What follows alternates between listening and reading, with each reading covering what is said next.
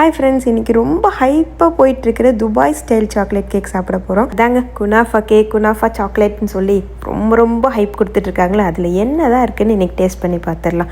இங்கே இதோட ரேட் $18 வந்துச்சு. இதில் யாராவது குனாஃபா கேக் இல்லை குனாஃபா சாக்லேட் டேஸ்ட் பண்ணியிருந்தீங்கன்னா உங்களுக்கு பிடிச்சிருந்ததா, எப்படி இருந்ததுன்னு கமெண்ட்டில் சொல்லுங்கள். 3 லேயராக கொடுத்துருந்தாங்க.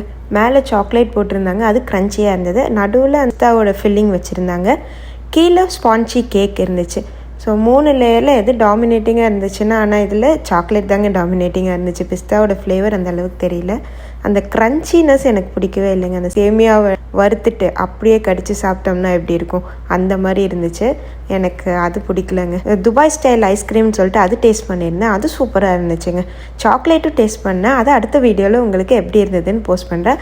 ஆக மொத்தம் இந்த கேக் அந்த ஹைப் கொடுக்குற அளவுக்கு சாட்டிஸ்ஃபைடாக எனக்கு தெரியல.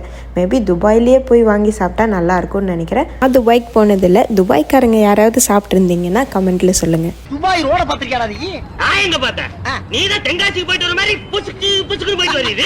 பிஸ்தா ஃபில்லிங்கில் சர்க்கரை ஏன் அவ்வளோ போட்டிருக்காங்கன்னு தெரியல. அதனால அந்த பிஸ்தாவோட ஃப்ளேவரே வரலங்க. சர்க்கரை தான் ஜாஸ்தியாக இருக்குது. ஓகே, சாக்லேட்டோட ரிவ்யூவை அடுத்த வீடியோவில் பார்க்கலாம்.